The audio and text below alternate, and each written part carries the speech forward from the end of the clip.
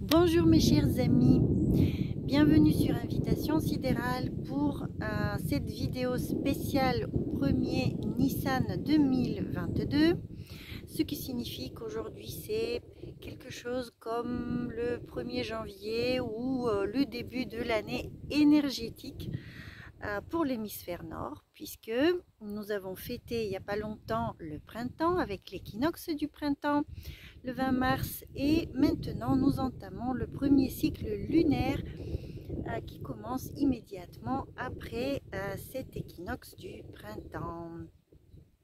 Donc les forces de lumière prédominent pendant le cycle de 24 heures par rapport aux forces des ténèbres. Et ceci met le début de toutes sortes d'activités extérieures et d'une vie qui commence à se développer vers l'extérieur avec la pousse des graines, avec la végétation qui reprend la vie, les animaux et les humains qui retrouvent leur énergie normalement. Donc, bien évidemment, un tel début de lunaison correspond au niveau de la saison, au niveau des énergies saisonnières, correspond à l'énergie du bélier, ce qui est tout à fait valable dans le système de l'astrologie tropicale, avec le zodiaque tropical, etc. Cette lunaison, bien évidemment, a lieu en bélier et donc nous pousse vers des nouvelles réalisations et tout simplement vers de l'action physique. Donc, on devrait avoir normalement un regain d'énergie avec cette nouvelle lunaison. Voyons maintenant au niveau sidéral qu'est-ce que cela nous révèle de différent. Vous savez que l'équinoxe du printemps a comme toile de fond derrière le soleil la constellation des poissons en ce moment et que cet équinoxe donc se produit dans la dodécatémorie gouvernée par la planète Mars. Ceci donne à toute notre époque culturelle dans laquelle nous vivons une certaine dose d'adversité, de confrontation, de guerre, d'agressivité, de tout genre, d'opposition et de division qui peuvent apparaître, et puis des luttes. C'est normal, d'autant plus que c'est la fin d'un cycle et que pour que le nouveau cycle arrive, il nous faut passer apparemment par ces phases de troubles pour retrouver un nouvel équilibre renouvelé. Donc la planète Mars est très importante en ce moment et non seulement parce que le soleil se trouve dans ces dodécatémories lors de l'équinoxe du printemps, mais également puisqu'au niveau tropical nous sommes dans le mois du bélier qui est gouverné par Mars, et puis vous verrez que également au niveau sidéral Mars va être une planète très importante en ce moment. Je vais vous dire tout de suite pourquoi. C'est parce que pour démarrer donc ce nouveau cycle lunaire, il nous faut attendre le premier croissant lunaire qui se produit après la conjonction, après la nouvelle lune si vous voulez, qui a eu lieu le 1er avril, hier. Donc, ce moment de conjonction entre le soleil et la lune représente un moment d'invisibilité pour la lune, où son principe n'est pas incarné dans notre vie et que par conséquent nous n'avons pas pleinement ses effets lunaires. Elle ne va pas féconder la vie avec plein d'événements, ce sera comme un moment de suspendu dans le temps, qui serait plutôt propice au travail intérieur que à des nouveaux débuts à proprement parler. À chaque fois, avec chaque lunaison, il faut attendre ce premier croissant pour que les choses démarrent véritablement. Et ce début se fait pour la France aujourd'hui, ce soir. Donc je suis venue observer le ciel si la météo me le permet, puisqu'il y a beaucoup de nuages. Mais il y a aussi beaucoup de vent, donc peut-être ça va se dégager. Et je vous ferai une belle photo, si j'y arrive, de ce premier croissant lunaire de l'année énergétique. Donc, quand la lune va apparaître, elle se sera déjà éloignée de sa conjonction avec le soleil, donc elle sera avancée jusqu'au signe sidéral, donc jusqu'à la constellation du Bélier. Et le Bélier, vous savez que c'est gouverné par la planète Mars. Donc je reviens à cette idée que la planète Mars est extrêmement importante en ce moment, et qu'elle va véritablement nous montrer une bonne partie des prévisions aussi pour l'année.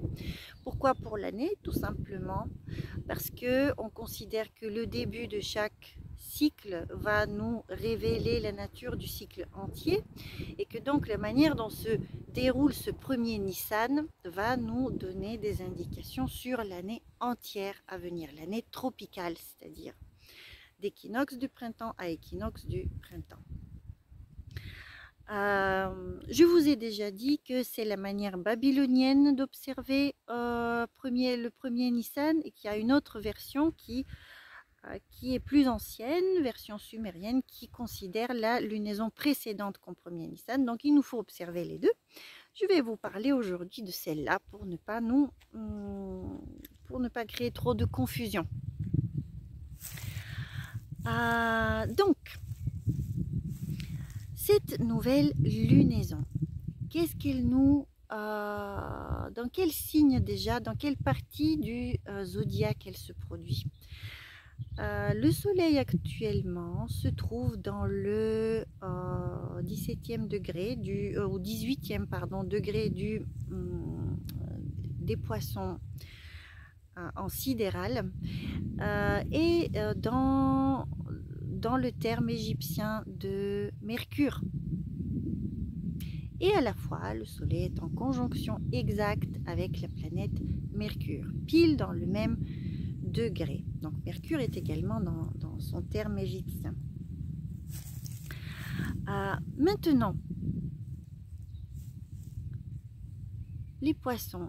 Les poissons, vous savez que c'est un signe d'imagination, un signe de spiritualité, un signe de lien avec les mondes subtils, un signe de compassion, de méditation, d'union, qui se fait plutôt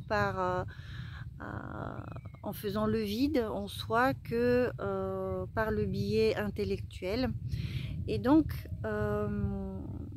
ce signe-là est gouverné par Jupiter, traditionnellement.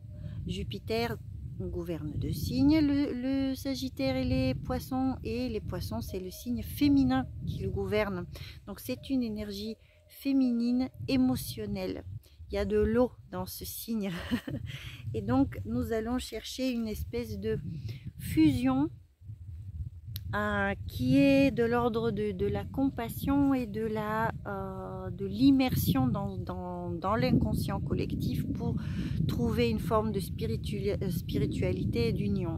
Ce n'est pas encore la spiritualité du Verseau qui, elle repose sur une observation scientifique également de l'univers. Ça viendra dans les siècles à venir, petit à petit.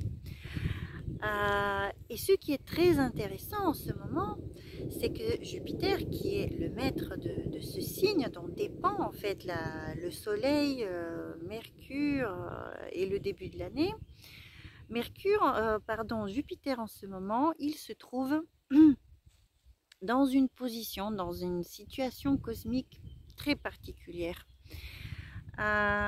Jupiter était invisible et est toujours invisible, puisque il est trop proche du Soleil. Il a formé une conjonction avec le Soleil le mois dernier, et donc en ce moment il s'éloigne par rapport au Soleil pour un jour se montrer de toute sa beauté, de toute sa gloire jupitérienne, tout seul avec sa lumière propre, assez éloigné du soleil, et on le verra à ce moment-là en tant qu'étoile du matin. Il va précéder le soleil, avant le lever de soleil. Ce jour-là aura lieu au mois d'avril, vers le 17 avril pour Paris, si mes calculs sont bons, puisqu'il faut quand même faire des observations pour confirmer. Mais disons que, sans trop risquer de me tromper, mi-avril, cette apparition aura lieu. Et cette apparition aura lieu à la fin du signe sidéral du Verseau et en conjonction avec Neptune, la planète Neptune. La planète Neptune, de son côté, elle gouverne les poissons, c'est son maître moderne. Donc en fait, l'apparition, la naissance symbolique du maître même des poissons se fait au seuil même des poissons. Et dans ce signe-là se trouve l'équinoxe du printemps. Donc c'est, comment vous dire, cette apparition de Jupiter sera extrêmement significative, non pas seulement pour certains pays qui sont concernés par, dans leur carte natale par Jupiter et par les poissons, mais en général, tout simplement parce que l'équinoxe du printemps se produit dans ce signe-là et que c'est quelque chose qui concerne du coup toute notre civilisation, toute l'humanité. Donc c'est une apparition de Jupiter vraiment très énorme, glorieuse, et qui aura quelque chose en lien profondément avec la spiritualité. Il est probable que ça a un lien avec la religion chrétienne également, puisque les poissons sont traditionnellement reliés à cette religion.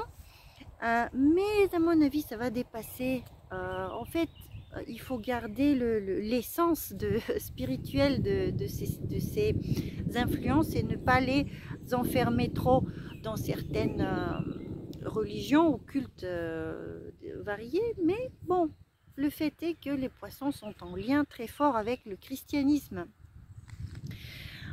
Donc, est-ce que l'apparition de ce Jupiter-là aura quelque chose à nous raconter au niveau de cette foi chrétienne, mais également de la spiritualité en général?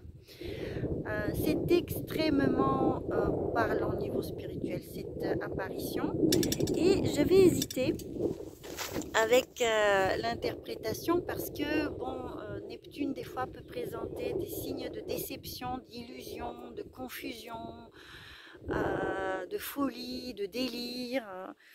Vous voyez, comme les faux gourous, les fausses idées délirantes par rapport au monde subtil et qui s'avèrent tout simplement de l'imagination.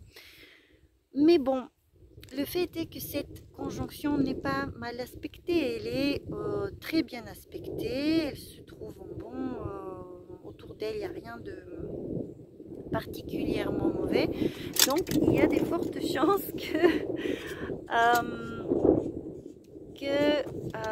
elle nous apporte quelque chose de très valable, de très bon. J'espère que vous avez un bon son avec ce vent, sinon je vais couper au montage. Voilà, donc un événement de taille, un événement de taille va arriver avec l'apparition de ce Jupiter. Quelque chose qui en ce moment va en effet essayer de rétablir la paix que nous avons perdue et comment dire, la justice qui est complètement manquante en ce moment dans notre société, la vérité qu'on a complètement bafouée.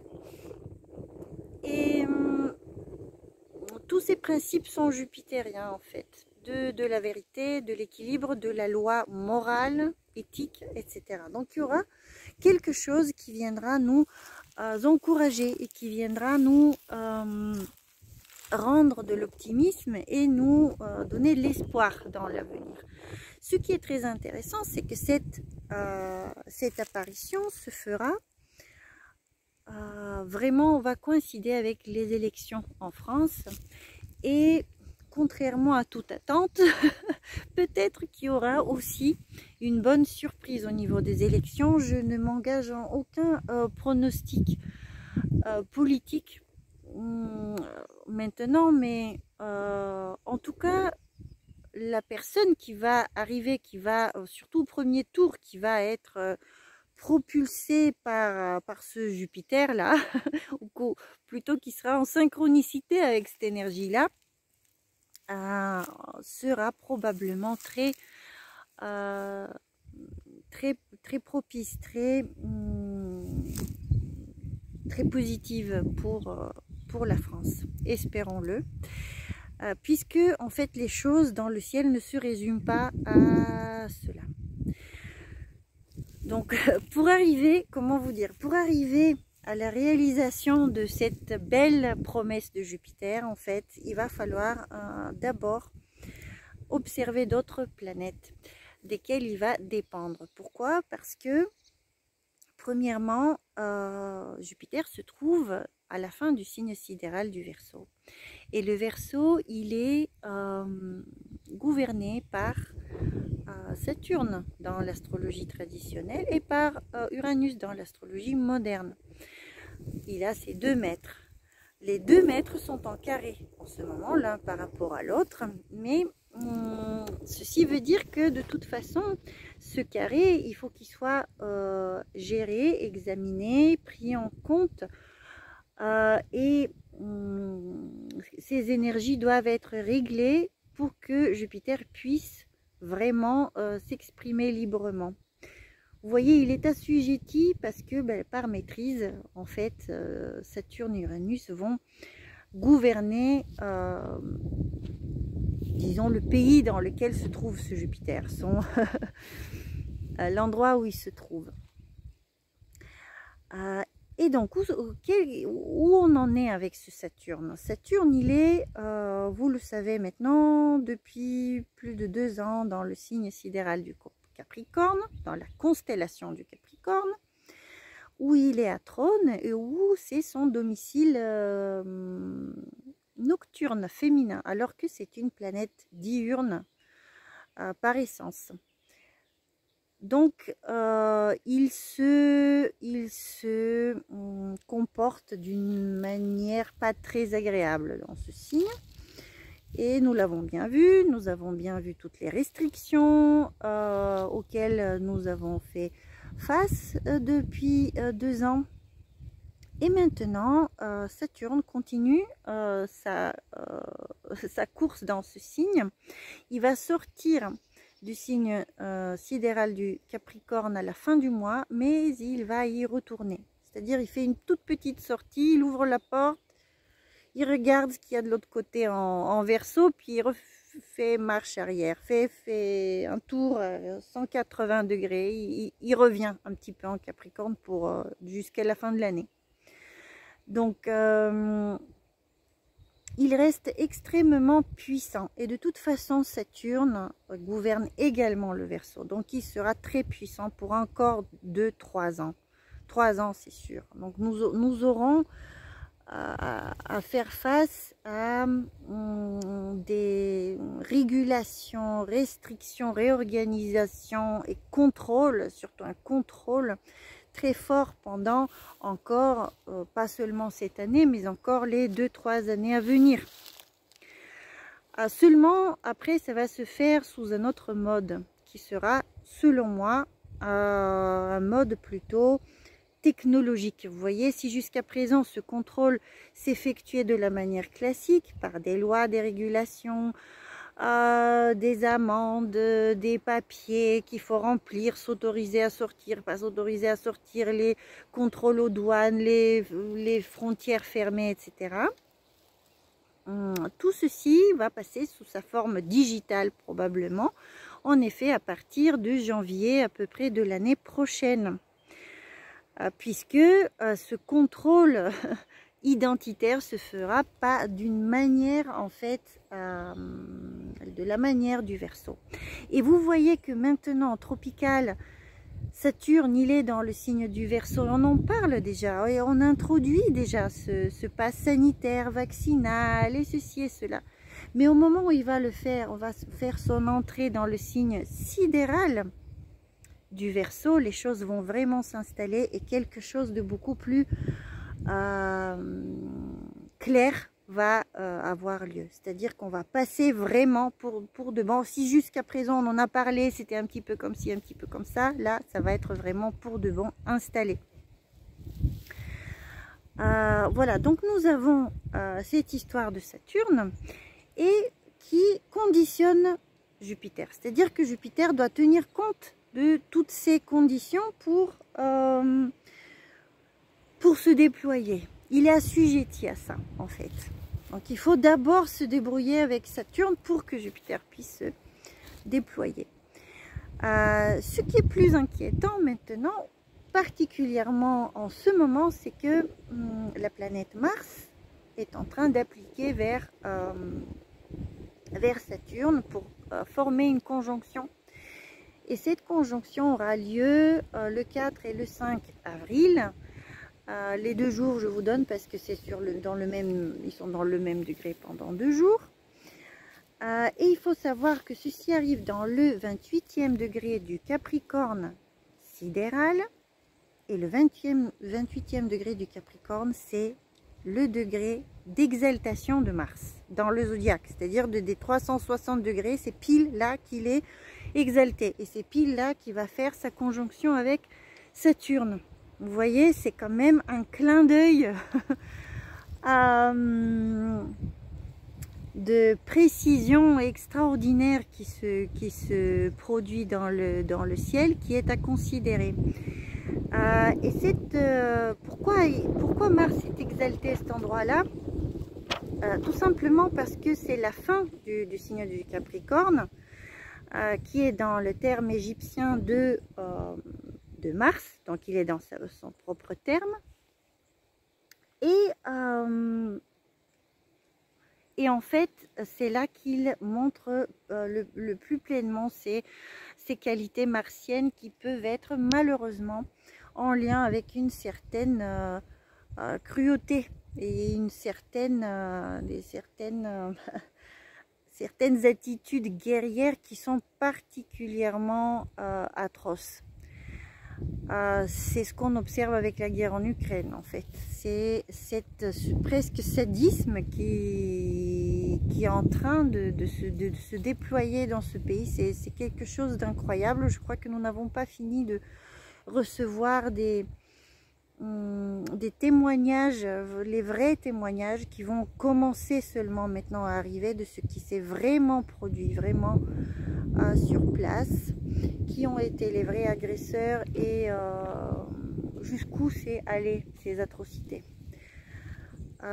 Donc Mars qui est le guerrier, qui est vraiment l'agresseur, en conjonction avec Saturne nous donne vraiment la discipline, un soldat qui est discipliné, qui est aux ordres, qui est vraiment très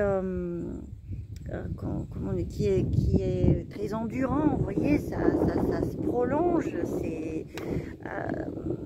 ça demande de l'endurance, toute cette activité militaire qui a lieu en ce moment. Donc le guerrier même représenté par Mars et l'autorité même représentée par Saturne forment ce qu'il y a, c'est l'armée en fait. C'est l'armée, ce sont les actes militaires. Donc ça c'est au niveau vraiment d'une guerre. Après, évidemment que cette influence pourrait être utilisée de manière positive quand on a en soi développer cette capacité à transformer sa colère par exemple. Si vous avez déjà cette maîtrise de vous-même, la maîtrise de votre propre colère, de votre propre impatience, de votre propre instabilité, irritabilité, agressivité, vous voyez, tout ceci est une question de maîtrise. Plus on maîtrise ces énergies-là, mais mieux on se porte en ce moment. Et il faut savoir que cette énergie est extrêmement inflammable parce que elle est en carré par signe encore avec Uranus. Même si le carré exact est passé, les planètes sont dans des constellations qui sont en carré encore entre elles. Leur nature n'est pas compatible et donc le carré continue d'agir, d'opérer sur nos vies. Et Uranus, vous le savez bien, c'est une planète qui peut donner des surprises, des revirements de situation, des choses vraiment inattendues, ce qui appliqué à une grande irritabilité de Mars, peut donner des fois des résultats malheureusement dévastateurs. D'autant plus que Uranus lui-même, il est dans le signe sidéral du Bélier. Et le Bélier est gouverné par Mars, vous voyez. Donc en fait, tout ceci s'imbrique d'une manière particulièrement forte.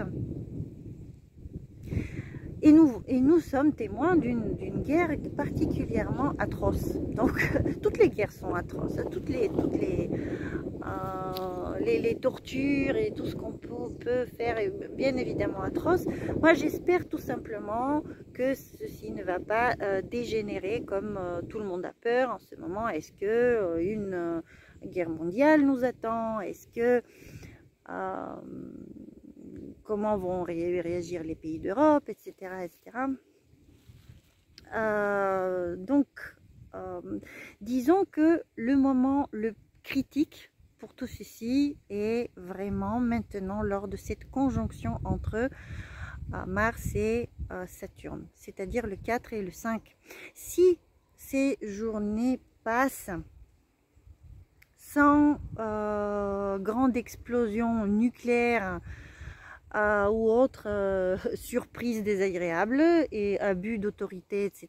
Explosion tout genre, centrale nucléaire, bombes, explosion d'avions, puisque Uranus est en lien avec le ciel quand même, avec tout ce qui est l'élément air, également la technologie, etc. S'il n'y a pas des gros problèmes d'ici une semaine, c'est qu'on aurait dépassé le pire moment. Et particulièrement maintenant, la lune qui se montre ce soir au début du bélier sidéral, elle va du coup activer Uranus, vous voyez, elle va activer tout ce carré. Donc pendant 2 jours, ce sera vraiment comme sur un rasoir la situation.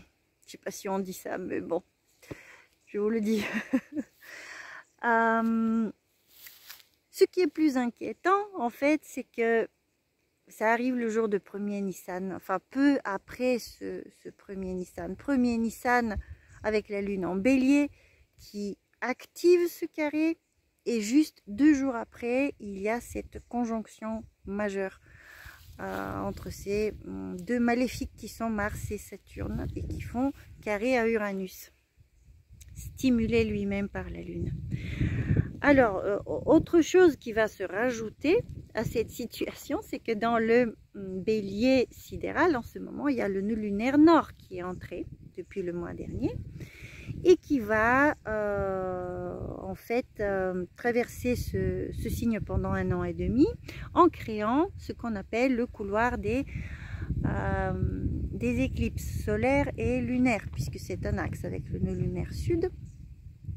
Et quand il y a des lunaisons, des nouvelles lunes ou des pleines lunes qui se produisent à côté des nœuds lunaires, nous observons des éclipses.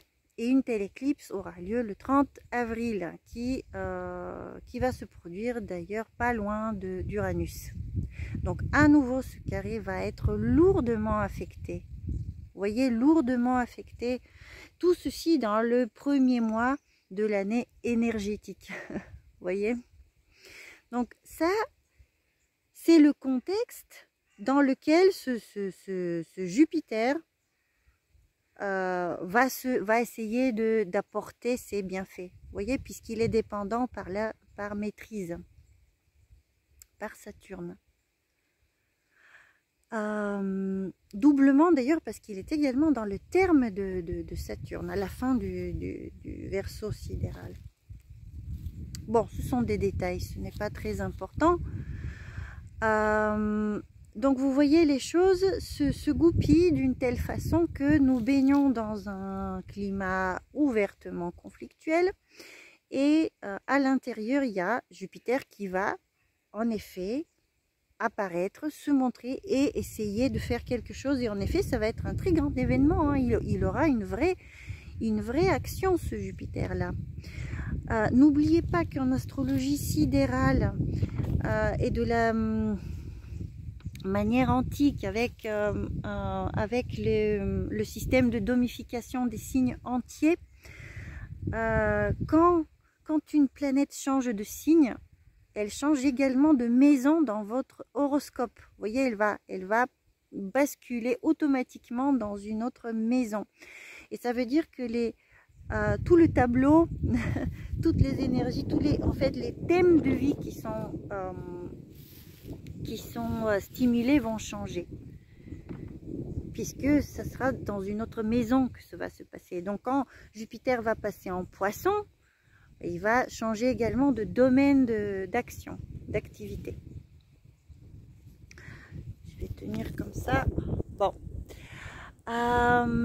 Maintenant, comment on peut, si on pouvait avoir quelques détails encore, puisqu'il y a encore les planètes rapides dont je ne vous ai pas parlé. Premièrement, avec ce Mars, ce qui est intéressant, c'est qu'il va lui-même passer dans le signe sidéral du Verseau au début du mois d'avril. Je crois que c'est le 4 avril.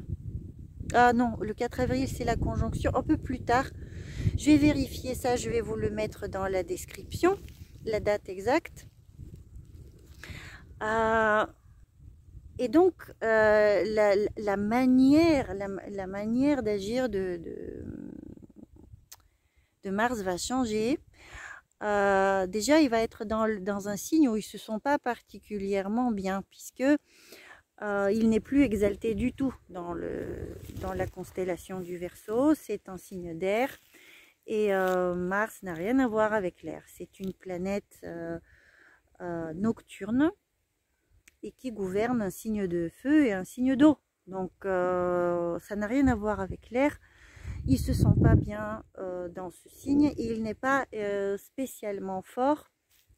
Il aura affaire avec des choses trop abstraites et trop théoriques et trop, comment dire, trop compliquées pour lui dans le Verseau. Le Verseau est un signe de coopération en fait et de... par exemple, le Verseau pourrait avoir un lien avec tout ce qui est fédéral, les fédérations, l'Union européenne, les États-Unis, ou comme c'était avant l'URSS, c'était vous voyez, c'était une coopération d'États qui ont une autonomie relative. Donc toutes ces fédérations sont cosmopolites. Il y a quelque chose de plus cosmopolite, de plus large qu'un seul pays. Les seuls pays sont sous Saturne et sous le Capricorne. Vous voyez, là, on dépasse les frontières des pays. On va dans des grandes structures comme ça. Donc, Mars en Verseau, en effet, pourrait avoir quelque chose en lien avec l'OTAN, par exemple. L'OTAN, parce que c'est une organisation comme ça... qui dépasse, comment dire, même un seul continent. Vous voyez, les pays membres de l'OTAN dépassent même l'Europe, et les États-Unis, etc. Donc en fait, ça devient, comment dire, Mars qui défend son territoire, qui est motivé, c'est très territorial, Mars. Vous voyez, il est très... la défense de son territoire, c'est que typiquement martien. C'est presque animal en fait. Il y a quelque chose comme défendre son intégrité physique. C'est ça Mars. Quand il est sous mode de défense, il défend notre intégrité physique. Et là, dans le Verseau, il est face à des choses plus abstraites, comme des fédérations, des alliances, etc. Ça devient autre chose pour lui, ça l'affaiblit. Et par contre, ça devient très instable. Très instable comme énergie. Ça pourrait être un coup comme ci, un coup comme ça. Ça pourrait ne pas être très efficace. Donc ça l'affaiblit et c'est pas plus mal. Vous voyez, ça, un Mars un peu plus faible, là, serait franchement bienvenu. Il va y rester, je crois, pendant un mois un peu plus. Et après, il va passer dans les poissons. Donc ça va arriver assez vite. Et à nouveau, vous voyez, un début de mois d'avril difficile avec un Mars fort. Et après, Mars, il s'affaiblit. Après, on a un autre changement de signe ce mois-ci. C'est avec Vénus qui, elle aussi, passe dans le signe, dans la constellation du Verseau. Et c'est très curieux parce qu'elle l'a fait hier, le 1er avril, pile au moment de la nouvelle lune. Et quand il y a de telles synchronicités, de telles coïncidences, c'est un signe, c'est que le mois est fortement marqué par cet événement. Et Vénus en Verseau, comment vous dire, on va aimer, on va sans doute aimer faire de la politique, on va se regrouper avec les autres par groupe d'intérêt. C'est-à-dire que ce qui a déjà commencé le mois dernier avec ces divisions par camp, vous voyez,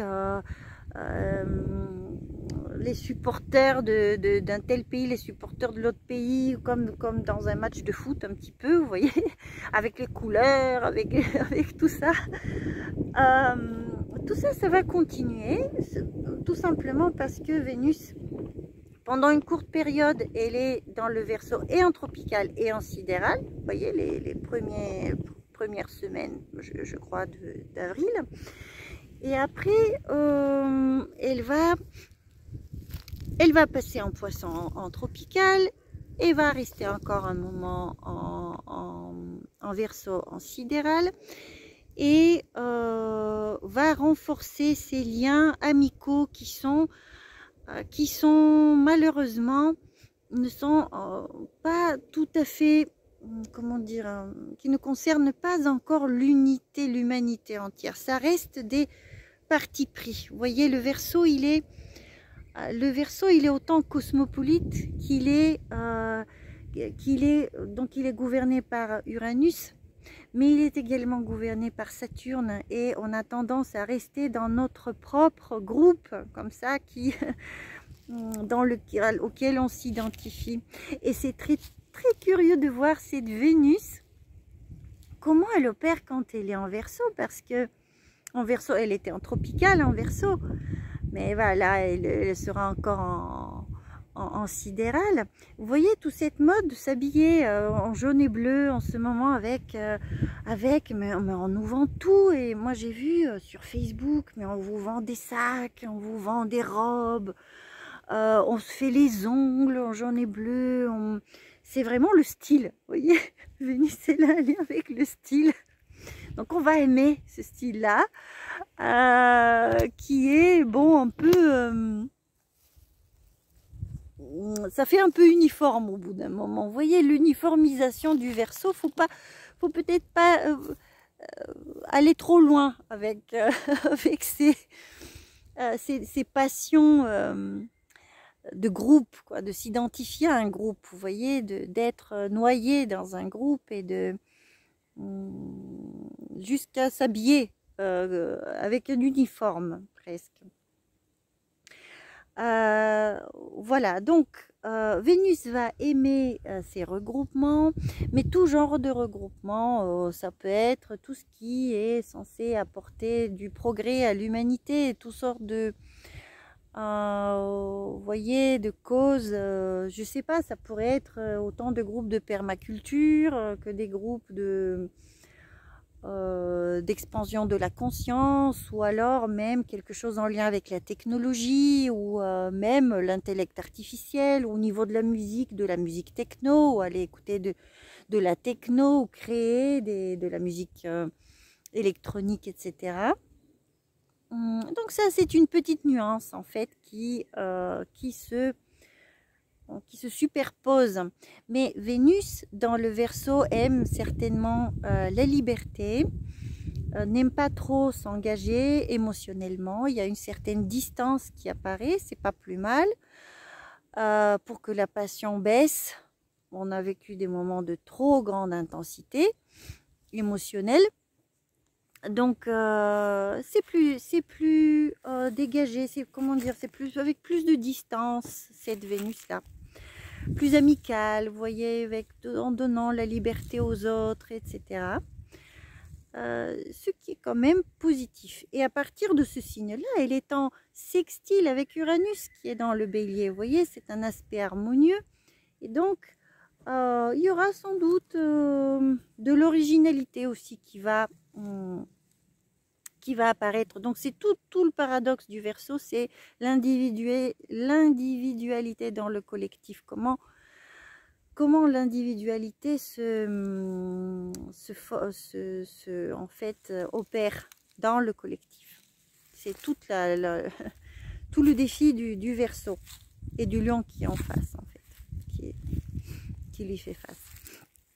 Donc, si vous voulez, Vénus, elle est toujours pour la paix. Elle cherche toujours l'harmonie, elle cherche toujours à harmoniser. Par contre, quand Mars va rejoindre Vénus dans le Verseau, là, c'est le militantisme qui va reprendre de plus belle.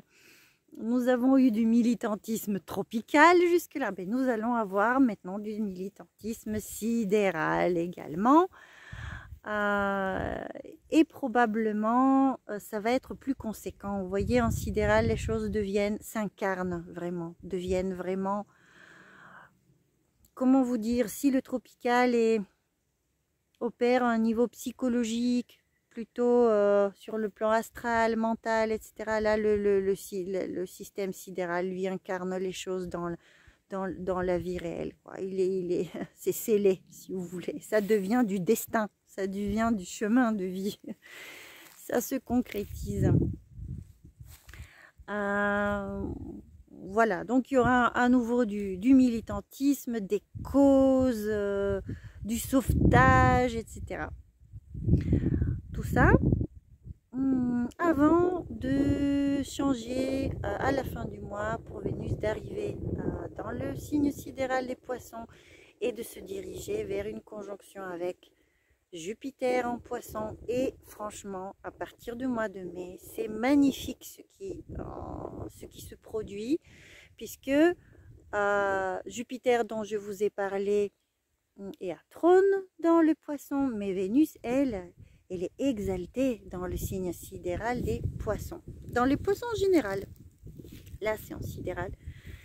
Et ceci nous fait une double, les deux bénéfiques du coup se réunissent et donnent leur bénédiction et leur aide, une grande compassion, quelque chose va nous unir en fait. Il y aura des influences qui vont, des conditions en fait, des événements extérieurs qui vont sans doute nous aider à nous unir. Les énergies seront disponibles pour que l'on soit plus doux en fait.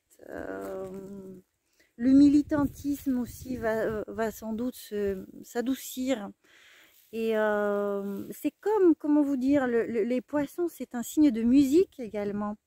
Vous imaginez des personnes par exemple qui sont très remontées l'une contre l'autre, mais qui se mettent dans une pièce où la musique est magnifique et apaisante et que ça les transporte, et qu'en fait la magie de la musique les transforme et et les adoucit. Vous comprenez, c'est de cet ordre-là l'énergie des poissons. Et de cet apaisement et de cette unité qui est au-delà des mots, en fait, elle est au-delà de l'intellect. Voilà. Plus en lien avec le cœur et avec la sensibilité féminine et les émotions. Donc, mais ça sera au mois de mai. Donc encore un peu, il faut attendre encore un peu. Je pense que le pire est en train de se dérouler maintenant, en train de passer. Le problème, bon, c'est que ça arrive au premier Nissan et dans ce premier mois de l'année énergétique et que ça risque de conditionner toute l'année.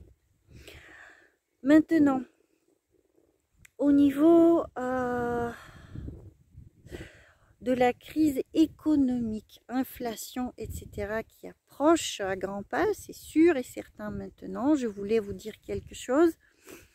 J'ai juste oublié de vous parler de Mercure, qui sera en lien avec les médias, très important, avec les communications, et avec les personnes, certaines personnes qui vont, par leur courage intellectuel, nous donner, nous révéler beaucoup, puisque Mercure va devenir également visible vers le 11, courant mois d'avril. Là c'est pareil, excusez-moi, je vais noter ça dans la description. À quel moment Mercure exactement devient visible? C'est au milieu du mois, dans le 11e degré du Bélier. Et donc c'est un moment, comment vous dire, le Bélier, bon, ça a un lien avec le courage, avec le fait de parler sans réfléchir, etc. Avec un discours qui peut être agressif, avec le tac au tac et avec les réparties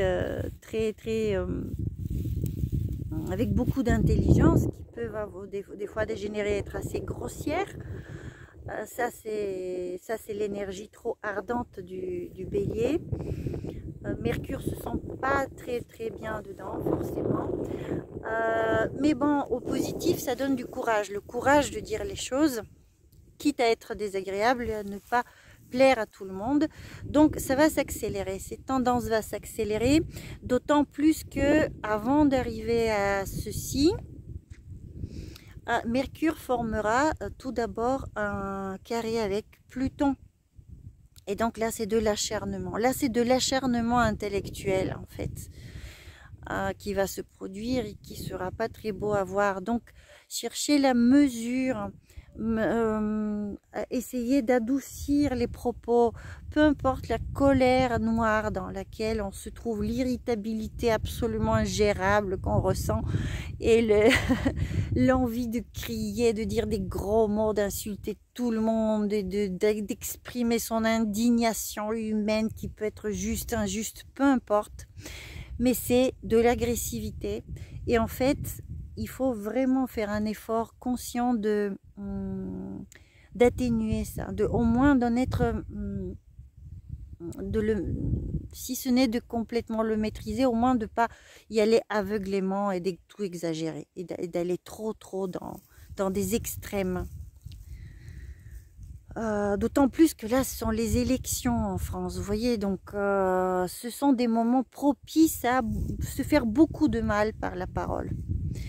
Et quand Mercure va avancer, il va, en fait, le moment où il va devenir visible, c'est peu de temps avant la pleine lune. La pleine lune du mois d'avril, elle a lieu le 16 avril.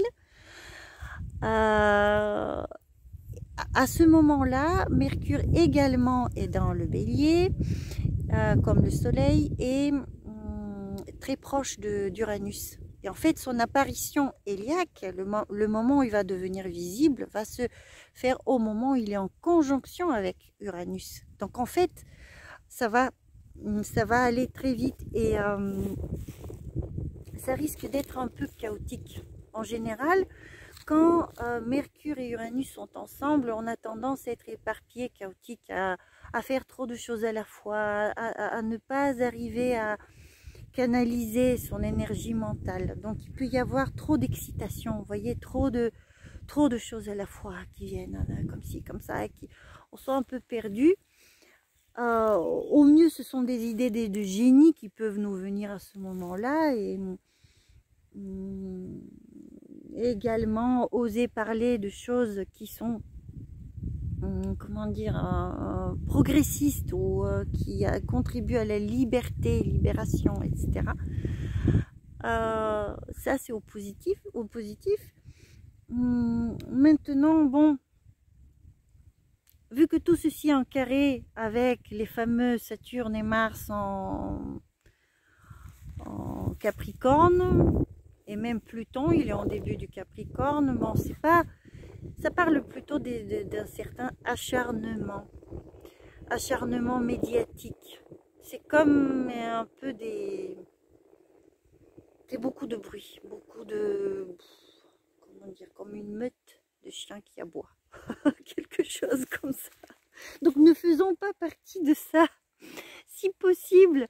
Essayons de garder une certaine proportion, de pas s'enflammer tellement avec le Bélier, vous voyez, avec cette énergie ardente, et que la parole précède la pensée, en fait, que la parole et l'insulte aillent plus vite que la réflexion. Donc voilà, tout ceci, ça s'applique aussi également à nos relations les plus proches, y compris avec les enfants, y compris avec nos partenaires, y compris avec les parents, y compris avec les amis, sans parler des réseaux sociaux où là tout est en roue libre, en fait, il n'y a aucun garde. Mais il faut tout faire pour limiter cette hystérie intellectuelle collective dans laquelle on va se trouver durant le mois d'avril avec Mercure en Bélier. Il faut savoir aussi que vers la fin du mois d'avril, avec cette éclipse solaire qui sera très proche d'Uranus, les questions de communication et d'internet vont être mis, on aura des surprises avec ces choses-là, puisque Uranus quand même représente en grande partie, peut représenter les réseaux sociaux, les échanges à grande échelle, y compris satellites, communication par l'air, par l'espace, etc., satellites, etc. Donc quand il y a une éclipse avec cette planète aux alentours, son énergie est perturbée, et donc nous pouvons nous attendre à des gros problèmes avec les communications, en sachant que ces problèmes peuvent avoir lieu sur le coup, mais peuvent également arriver plus tard, puisque les éclipses sont toujours des événements à retardement, des bombes à retardement. Et donc il faut étudier cette éclipse, la manière dont l'ombre passe sur l'éclipse, à quel moment de la journée, etc., etc. Il y a tout un algorithme à appliquer pour faire des prévisions. À quel moment, en fait, l'omen, la prévision va se réaliser. Ce n'est pas toujours le jour J, vous voyez.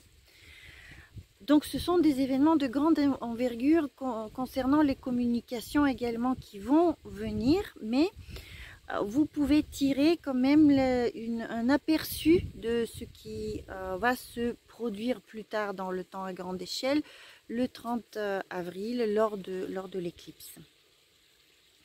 Voilà, maintenant, une dernière chose dont je vous ai parlé avant de terminer cette longue vidéo maintenant. C'est une partie très importante, et ça concerne les questions d'économie, d'inflation, de ressources premières, etc. Ça va être vraiment un thème majeur, et il y a tellement de choses à dire par rapport à ça que ça demande une vidéo à part. Je ne pourrais pas tout tout dire maintenant, mais il y a quelque chose de très significatif, de très visible qui s'est produit ces jours-ci. C'est-à-dire que à ce moment précis de l'année où on parle de début de l'année, en fait, c'est un moment sacré qui va déterminer toute l'année. En France, nous avons observé le lever héliaque de Saturne. Et Saturne, selon les calculs que j'ai faits, s'est montré visible pile le jour de la nouvelle lune, le 1er avril, en sachant toujours qu'il faut vérifier les observations, il faut vérifier les calculs par des observations, mais comme il y a des nuages, j'arrive pas toujours à le faire.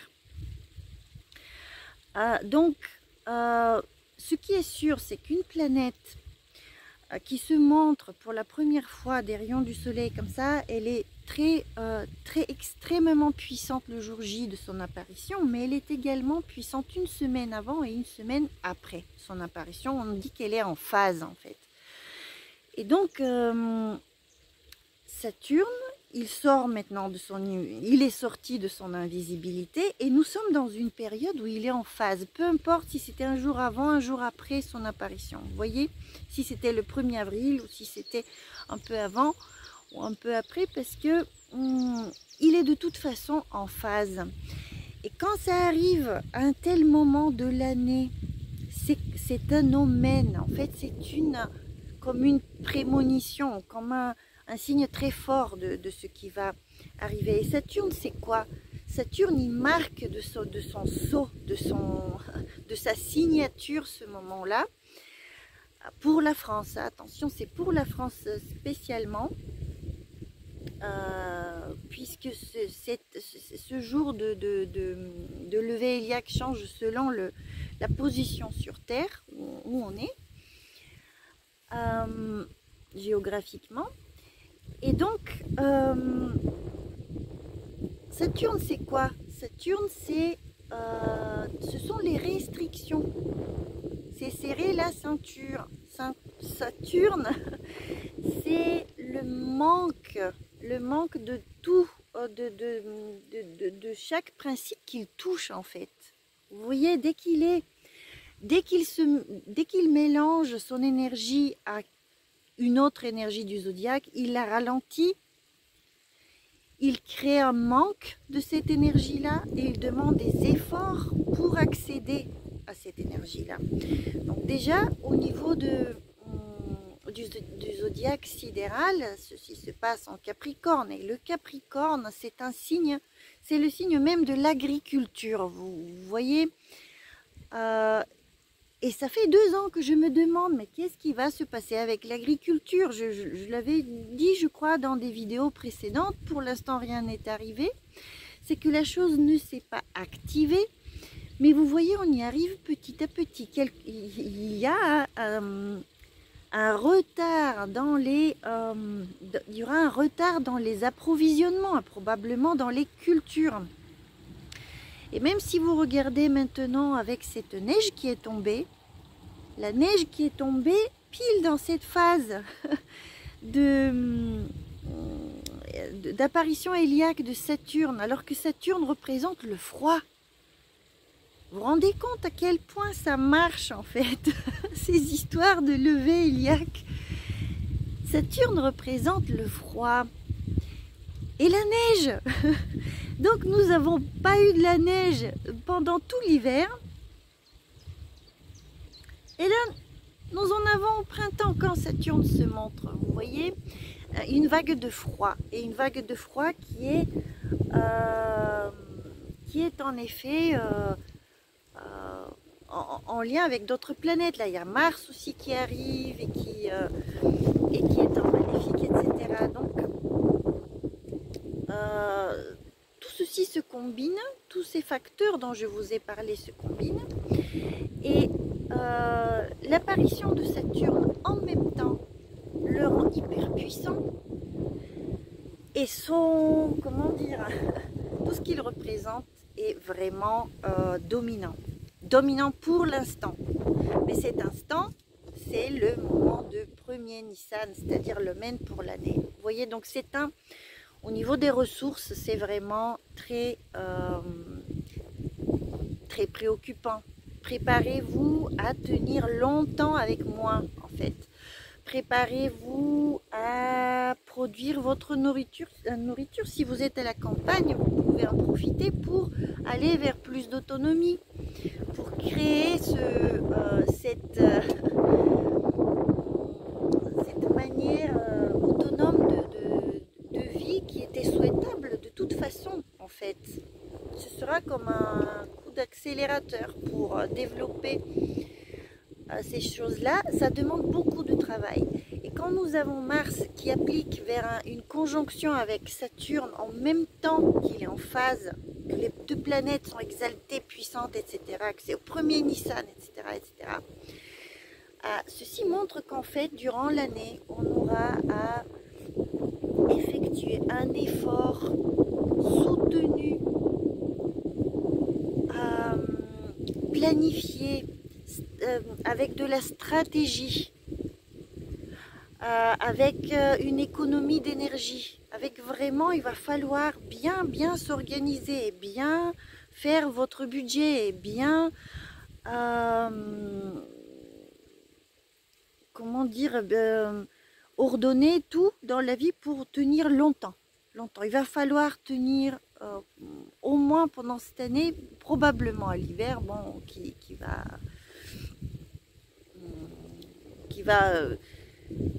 comment dire, qui va nous mettre au défi avec une nouvelle vague de froid, etc.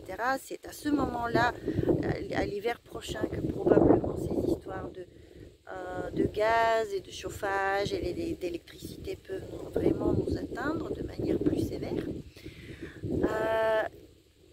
Et si vous voulez, il y a d'autres facteurs astrologiques qui se combinent pour contribuer à une telle crise.